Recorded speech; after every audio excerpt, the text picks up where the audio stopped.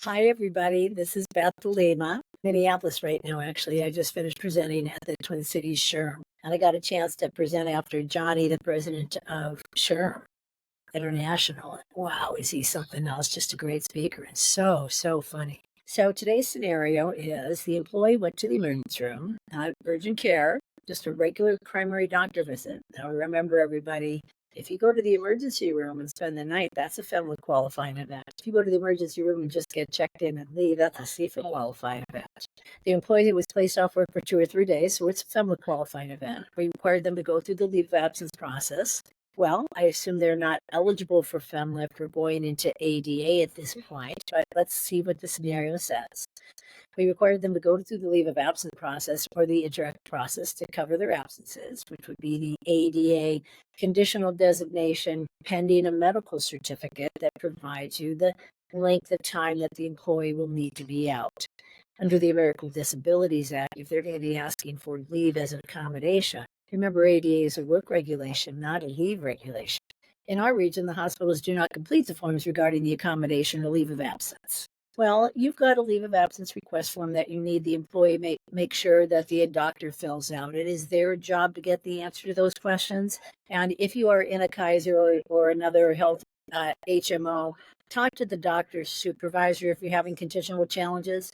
But what I do is I coach the employee on how to make sure they get the document filled out, because it will be their responsibility to get the answers to those questions, not ours. And if the doctor wants to use a different form, we don't care, as long as we get the clear answers to how does your disability impact your ability to perform the essential functions of the job. So they're going to say if the absences are not covered through either of those procedures, meaning the interactive process with the doctor's certificate, from what I can see, the employee often uses vacation hours to cover absences. Well, we don't let that not occur. In our system, we've got a very clear process of identifying a FMLA medical certificate. They fail to provide, we give a second request. They fail to provide, we deny leave immediately, and we are always using their PTO and sick leave. And if they fail to do that, then they are now going to be going into an ADA accommodation meeting. So there's some challenges with this in terms of setting up a standard operating procedure to assure that you are starting with FMLA if they're eligible, workers' comp or not. And that 10 weeks into FMLA, you are sending an ADA designation letter because you're conditionally protecting them while they roll into FMLA and get you a comprehensive medical certificate that confirms how their disability impacts their ability. We can go over this in the good faith meeting quite in detail when they say they can't get the medical certificate, and explain to them that unfortunately it is their job. This isn't workers' comp. And FMLA just has a little checkbox in California and in other states. It's much simpler to get FMLA than ADA. But ADA is going to make them explain to us, please, in detail how their disability impacts their ability. They go on to say that if the absences are not covered through either of these processes, the employee often uses vacation hours to cover absences. And since they do not excuse these with a medical, if they do not use anything else, then the absences are unexcused, and it has led to terminations. Well, you can see that might be okay, but only after you have denied FMLA for failure to provide a medical certification, or they've exhausted FMLA and they've now moved into ADA, and they failed to provide any medical documentation confirming the need for that leave. And we need to go through and document that good faith effort to have them join us and have a meeting about this, and show they didn't act in good faith, failed to come to the meetings, or came to the meetings and failed to provide any medical documentation, even though we repetitively asked them to provide it to us. And we even found a methodology to assist them if it was needed. Now, this is management of leaves and accommodations. Everything else is sort of kind of figuring out how to respond using your policies. You've got to integrate policies, your injury illness prevention program, your code of safe practices in your California, and your union contracts, and the compliance requirements of all these separate regulations, especially when they run.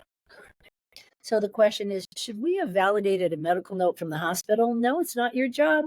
Your job is to let the employee know in writing, certified, confirmed delivery, or FedEx, that they have a responsibility to get you a medical certificate explaining why they're not at work, so they can protect their job under FMLA and ADA. We do this in a very comprehensive, generous way. We're not there trying to catch them doing it wrong. We're trying to help them do it right so we can protect them.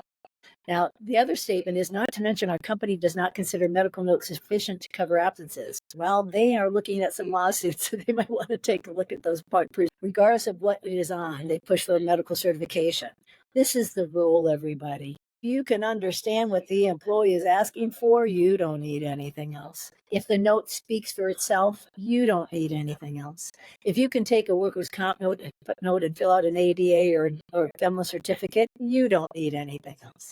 Don't let your company procedure allow you to violate a state or federal regulation. Find your voice in HR. Those of you who went to the Twin Cities SHRM, listen to Johnny speak again, because he was really talking about, we have a seat at the table now with COVID. They're listening to us. We have value. HR proved our value. So use your value and speak up. They want to know, would it be sufficient information in a medical note to excuse or approve and cover their absence under these regulations? If you understand it and it's clear, provide them the benefit. But if you need more information, it's called curing. You got 7 days, then it's a second, third opinion under FEMLA. And we use that same strategy under ADA. But these are very clear procedures we've developed over 30 years because we know you need them. And you can use them repetitively, and you can use them consistently and have non-discriminatory reasons to terminate employees if they don't have to say. Hope that helps. Let us know what we can help you with. Bye.